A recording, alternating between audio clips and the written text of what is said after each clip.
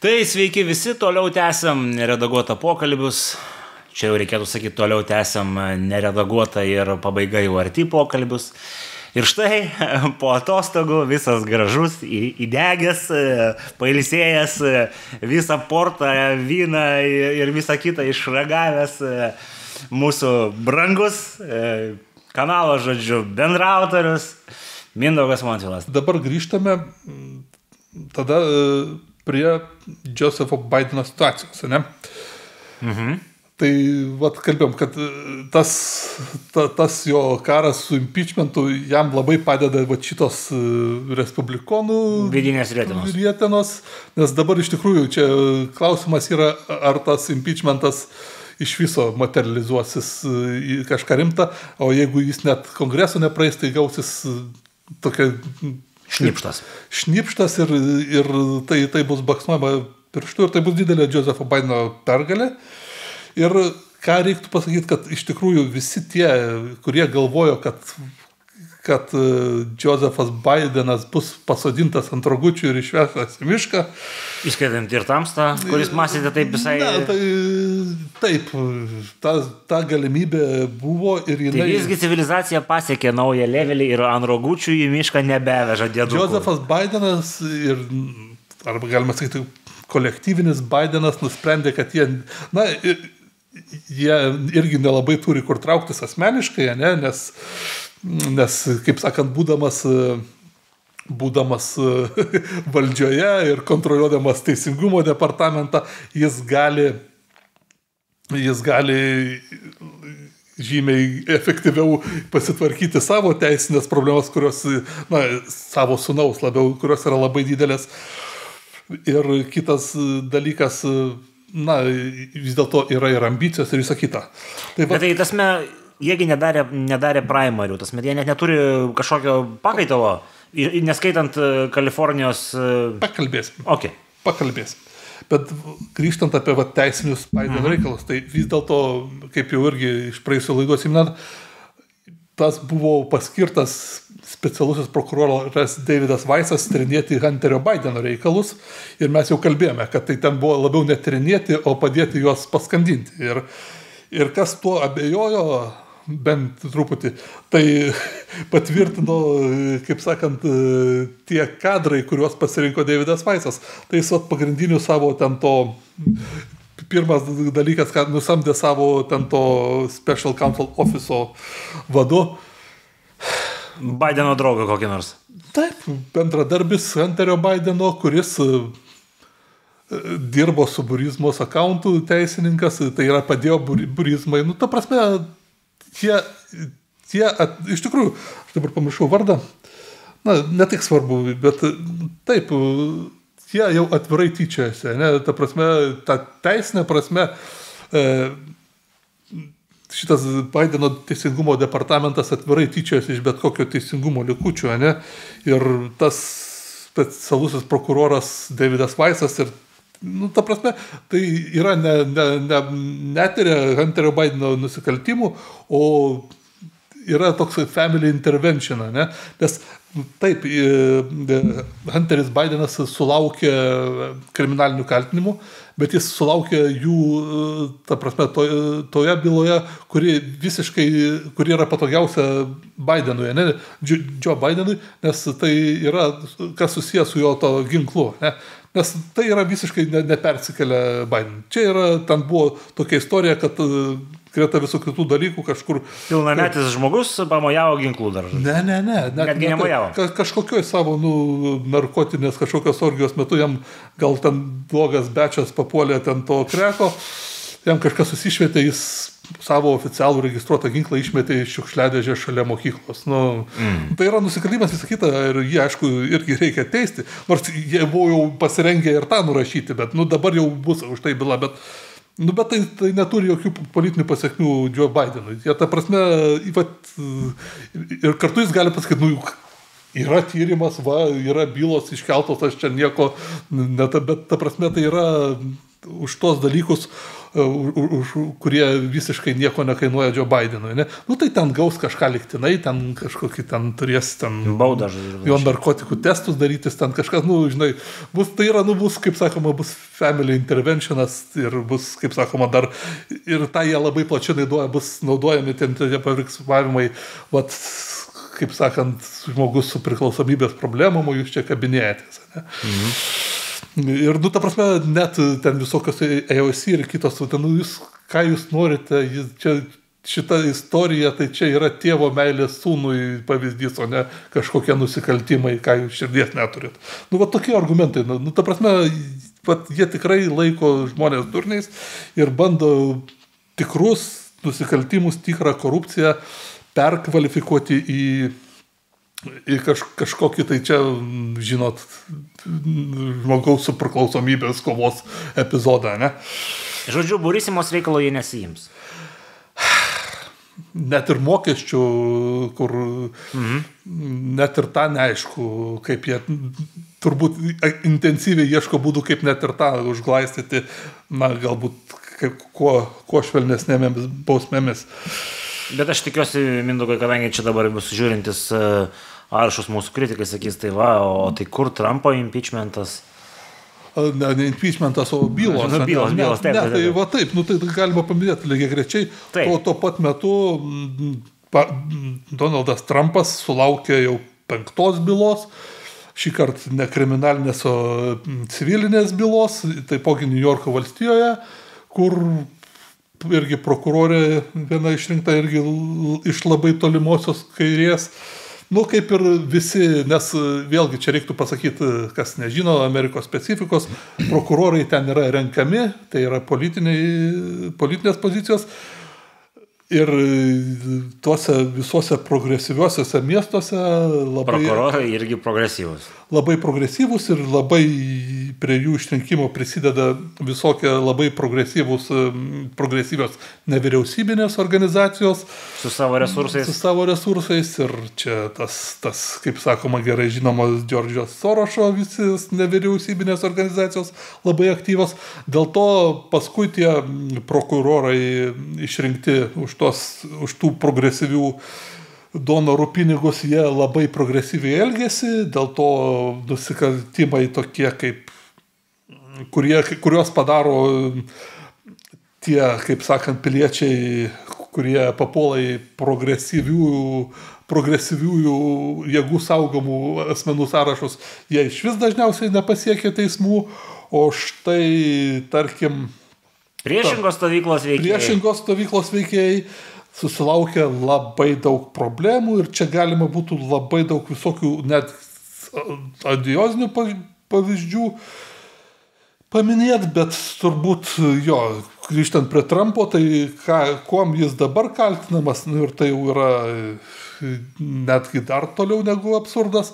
Jis dabar kaltinamas yra, kad imdamas ten prieš 14 metų paskolas, jis įkeisdamas savo turtą, o būtent tą Mar-a-Lago kurortą Floridoje, jis neleistinai išpūtė turto vertę ir tokiu būdu padarė didžiulį nusikaltimą, nors tame nusikaltime nėra jokių nukentėjusių, nes tas paskolas Donaldas Trumpas seniai grąžino su palūkanom, tai yra net jeigu ir būtų tas turtas išpūstas, nu, tie bankai nenukentėjo, jie visą tą grąžą gavo.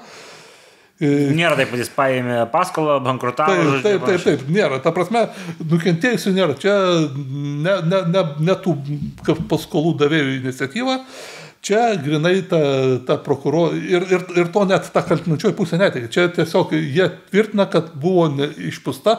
Nu, žinot, galima tada taip teikti, ne, kad tokia praktika, ne, kad jis išpūtė tą turto vertę, nu, tai galbūt tie paskolų davėjai galėjo reikalauti, žinodami didesnę riziką, didesnių palūkanų, nu kažką tokio, ne, kad čia šitokia buvo nusikaltimo esmė, bet nu, visi supranta irgi, kad tie jau tokiuose sandoriuose, tie bankai, ne, jiegi turi visus savo rizikų skyrius, jie ten turi savo tos turto vertintojus. Tai čia jeigu ir buvo neteisingai nustatyta vertė, nors dar pakalbėsim ir apie tai.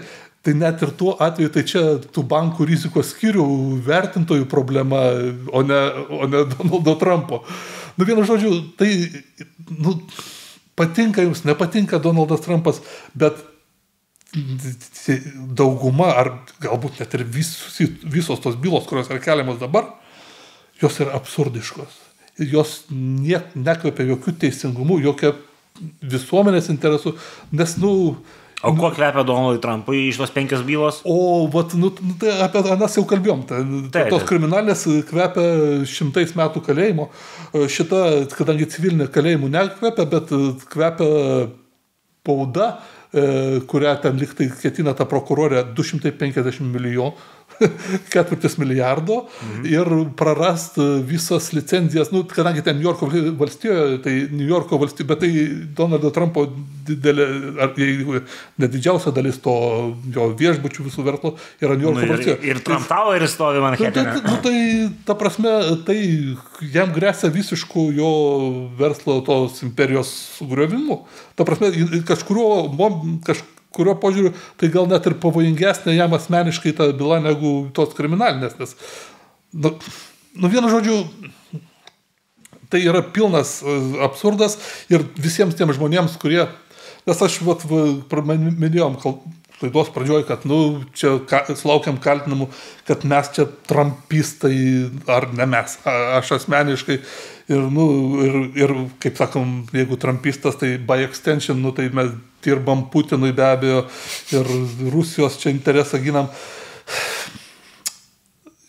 Reiktų suprasti tiek, kad šitie absurdiški kaltinimai kitai Amerikai, jie tik tai įrodo, jie nepalieka tai kitai Amerikai kito netgi praktiškai pasirinkimo, kaip remti Donaldą Trumpą, nes galima surasti iš tikrųjų daug pavyzdžių Donaldo Trumpo gyvenime ir karjerui, kur jis ir neteisingai, ir negražiai pasielgė, bet šitoje vietoje, nėra nusikaltimo. Tai tiesiog nėra nusikaltimo. Tai yra iš nieko ištrauktas politinis susidorojimas. Ir politinis, ekonominis, visoks. Ne? Tai iš tikrųjų nepalieka nei pačiam Trumpui, nei jo gerbėjam jokio nevrų ten atsitraukimų, nieko. Tiesiog yra... Bet, Mindaugai, čia užakcentuokim tą momentą. Ar kokios yra galimybės, kad iki 24 metų rinkimų Trumpas būtų nuteistas? Tai jie liktai skelbia, kad ten jau tie pirmi teismo, iš tų kriminalinių teismo procesai turėtų vykti jau šią žiemą. Tai teoriškai praktiškai manau ne, nes Trumpas irgi turi teisininkų ir ten... Žino, kaip procesą tvarkyti. Jo, teoriškai gal ir yra, praktiškai nėra, bet kaip jau minėjom kažkurioje laidoje, galiausiai net nėra to dalyko, kad nėra jokio įstatymo, kuris draustų net ir nuteistam žmogui dalyvauti rinkimus. Bet čia labai įdomus dalykas. Suprantam, kad demokratai bando susidoroti, su savo politiniu oponentu, kas, savaime suprantamas dalykas. Taip. Bet ar nėra taip, kad jie tiesiog galvanizuoja jo rinkiminę kampaniją? Ne, tai čia be abejo. Tai koks tada tikslas tai pušinti iš jų pusės? Vienas dalykas, jie turbūt tikėjosi. Ta prasme, Josefas Bidenas žinodamas irgi suprasdamas, kad jis yra labai pažeidžiamas politiškai, ne, ta prasme, jeigu ne jis pats, tai jo patarėjai, jie mato irgi tuos visus apklausas, jie žino, kad žmonės nepatenkinti ir ne tik respublikonai, bet ir nepriklausomi ir demokratai. Čia saldainiukas ar pyragaitis demokratų rinkėjai, štai reikia suprasti. Galbūt taip, be abejo, yra ta dalis. Yra ta dalis, kad galbūt jie vis dar galvoja, kad Trumpas yra labiau pažeidžiamas negu kažkokia alternatyva iš respublikonų, kuri galbūt būtų labiau priimtina nepriklausomėm ar centristinių labiau pažiūrų rinkėjim. O galbūt, tai aš irgi tos nuomonės laikiausi, ne, bet šiuo metu, kai eina byla, galbūt yra vis dėlto ir Trumpo asmeniniai ir finansiniai ten tie resursai irgi yra neišsemiami. Jeigu iš jo atima ir viską, ne, visą turtą iš jo šeimos, galbūt iš tikrųjų jie tikisi, kad įmanoma jį fiziškai pasodinti. Ne? Aš irgi sunku suprasti, koks čia yra tas vadinamas endgame'as. Bet įsivaizduokim tai faktą, tokį scenarijų, jeigu demokratai išlaiko valdžią, tai šita galimybė yra tokia stiprėja. O jeigu respublikonai perima valdžią, tai viskas tada subliukšta, žodžiu, ir baigėsi. Tai čia ir vienai ir kitai pusė yra toks... matot, yra dar irgi viskas arba nieko žaidimas. Taip, bet netgi reiktų irgi tokį niuansą paminėti, kad taip, jeigu respublikonai laimi, tai prezidentas gali atleisti nuo bet kokio federalinio kaltinimo, nuo federalinės bausmės. Bet jeigu jį nuteisė Niujorko valstijoje ir atėmė ten viską, šito prezidentas neturi galios. Tai, o Niujorke tikrai niekad neteis respublikonai artimiausiu metu į valdžią. Tai, tarkim, jeigu jam Niujorko valstija atėmė ten viską iš jo, tai... Bet jis yra, kaip čia mes neseniai sužinojom tą gerą žodį, entrepreneris lietuviškai ir galbūt vieną kartą padarai milijardą, tai ir antrą kartą padarysi milijardą. Žinot, vėlgi mes čia kalbame apie tas mūsų simpatijos. Tai mano simpatijos ir aš manau visų turėtų mūsų dešinių žmonių Lietuvoje turėtų būti simpatijos respublikonų partijoje, nebūtinai Trumpo asmenyje, bet man, žinai, irgi ne tiek svarbu, kaip Trumpas išgyvens, bet iš tikrųjų šitas dalykas, tai griaunama teisinė sistema. Visiškai. Ta prasme, tai yra absurdas. Sukuriami nauji precedentai. Taip, ir tie precedentai atsirūks labai smarkiai. Čia aš labai rimtai kalbu. Nes tokiais vietinio lygmens precedentais pasinaudos ir respublikonų, žodžiu, pusė. Tai veda į kažką dar baisesnio, ne? Bet dabar dar, tai čia tokia... baigiam šitą, nes mes čia dar labai daug, žinot... Čia visi, kurie dabar mato ištrauką, tai duodam suprasti, kad mes jau 1:30 įrašinėjom, žodžiu, su Mindaugu. Taip, ir iš tiesų labai daug kas vyksta, ne? Tai baigiam apie Trumpo reikalus, bet tuo metu perinam taip, kad Trumpo reitingams, tai visiškai, ar jeigu ir turi įtaką, tai tik teigiama, ir dėl to netgi turbūt pernelyg ilgai nors reikia trumpai paminėti, kas vyksta primaryse. Respublikonų primaryse kažkiek paminėsim, bet pabandysim glaustai, nes kol... Išankstiniai respublikonų rinkimų trendai, vektoriai, žodžiu. Jo, trendai ir vektoriai, nes iš tikrųjų jie svarbus būtų tik tai tuo atveju, jeigu kažkokiu būdu Trumpas būtų pašalintas, jeigu kažkas tokio nutiktų, nes kol Trumpas yra, tai... Jis ten turi 60%. Jo, tai yra, būtų ir beprasmiška kalbėti. Bet įvyko antri debatai, kas apie tos visus likusius kandidatus, ką galima pasakyti. Tai iš principo nieko neįvyko. Tas DeSantis liko su savo ten 14%, visi kiti liko su vienženkliais. Tas Viveko Ramasvamio toks pakilimas buvo kaip ir trumpalaikis. Stabilizavosi. Jis netgi krito atgal į tą vadinamą antrąją ešaloną. Kiek pakilo Nikki Haley, tai dabar turbūt, ta prasme, tas antros vietos laimėtojas būtų... Nors čia vėlgi reiktų tada jau žiūrėti pagal valstijas. Bet, ta prasme, jeigu pašalinus Trumpą, žiūrint, tai dabar, sakyčiau, jeigu būtų be Trumpo tie primary, tai būtų 3 žmonių realių kandidatų. DeSantiso, Nikki Haley, ir Ramaswamy. Turint omeny, kad iškritus Trumpų, tikrai atsirastų nemaža dalis Trumpo tantos. Rėmėjų, kurie jį palaikytų kaip antrą opciją. Jo, kaip palaikytų kaip anti-establishmento kandidatą. Taigi, bet tos Nikki Haley irgi tie balsai, jai labai palankus tas kaip čia pasakyti, ta seka, kurioje vyksta tie primary, nes vienas iš tų svarbesnių ankstyvų valstijų yra tas New Hampshire'as, Tai yra, eina ten Iowa, New Hampshire'as, paskui ten dar kelios valstijos kaip Pietų Karolina ir New Hampshire'as yra labai palankus Nikki Haley, nes tai yra ta valstija, kuri labai progresyvi ir liberali ir joje net ir respublikonai yra progresyvus. Jo, ir jie visada ieškos to kažkokio moderate respublikonų. Nuosaikesnio ir joje be abejo Nikki Haley pagal apklausas New Hampshire, jinai antroji vietoje, ten vos ne 20%, jinai lenkia ir DeSantis, ten tokiam New Hampshire net, kaip sakoma, save pozicionuojantis antitrumpinių Chrisas Christie kažkokius jau geresnius šiek tiek negu turi ten reitingus, bet tik tai ten. Vienu žodžiu, jai palanku tai, kad pradžioje... Seka jai palankiai. Jo, bus New Hampshire'as, o paskui ten dar labai svarbi iš tų anksčių valstijų yra Pietų Karolina, iš kurios jinai yra kilus, buvo ten gubernatorė, tai ten yra geras įdirbis, tai jai yra palanku tai. Net Trumpas jau kaip ir pasirinko Vaisą. Ar ne? Ar tai, ką jis sakė, kad Viveką paimtų? Ne, bet visų pirma, tai Vivekas ant to nepasirašė ir antras, nieks kol kas nieko nepasirinko, bet žinai, kol kas tai čia yra antrinis reikalas. Kol kas, ne? Nesudėtinga būtų įsivaizduoti, kad Trumpas pasirinktų ją kaip viceprezidentę. Jo, nes, vienas dalykas, aišku, aš jau minėjau, labai protinga kalkuliuota moteris ir jinai sugebėjo iki šiol ten tokių bent jau iki paskutinio laikotarpio išvengti.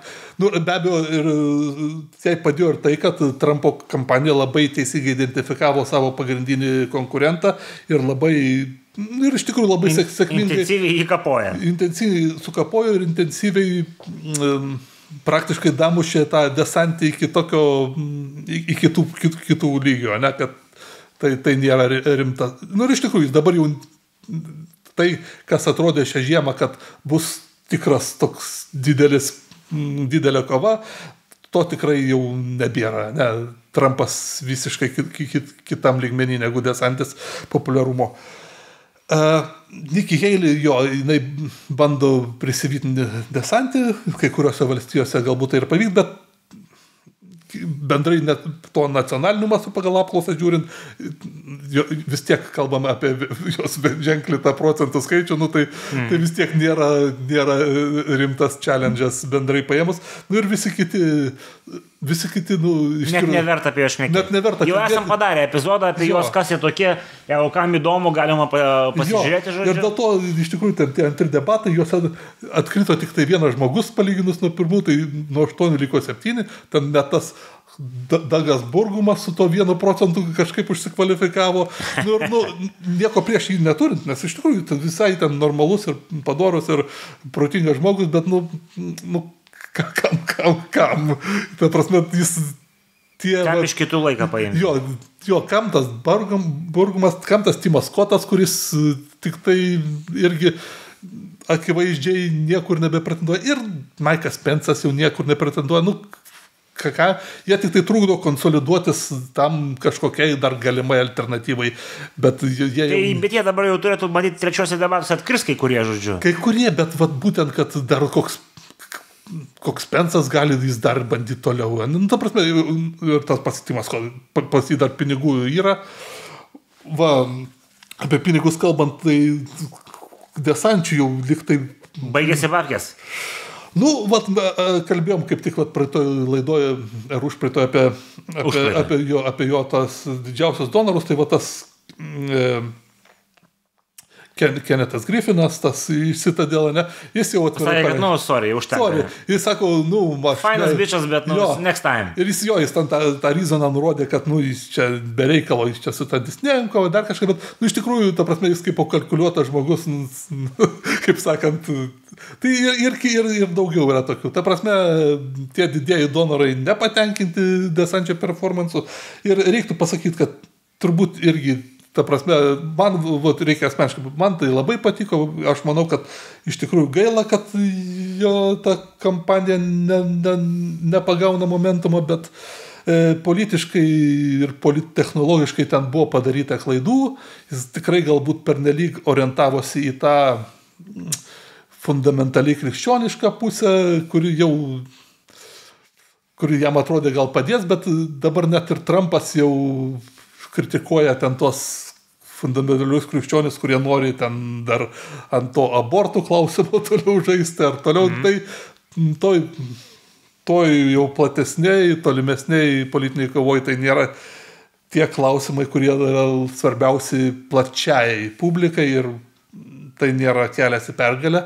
Ir kai kurios tos Desančio pozicijos ir sakau, man kandidatas patinka, man labai ir net asmeniškai galiu pasakyti, teko su Floridoje gyvenančiais mano antros pusės giminaičiais kalbėti.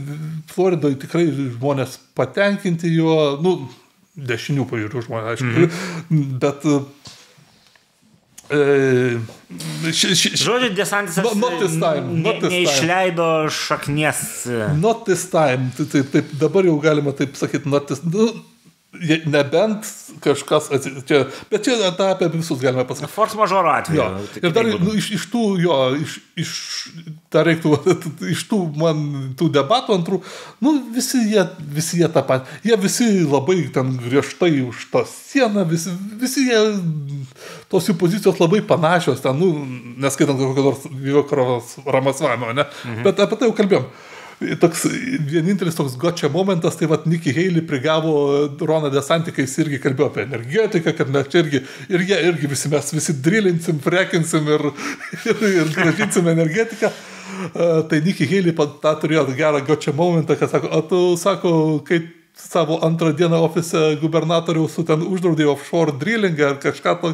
Ir iš tikrųjų ten kažkas tokio buvo, aš ten galėjau, bet tai turėjo tą Nikki Haley tokį gerą gotcha momentą, prigavo biškį DeSantį, tai bet čia tiek to, čia, žinot, nebe esmė.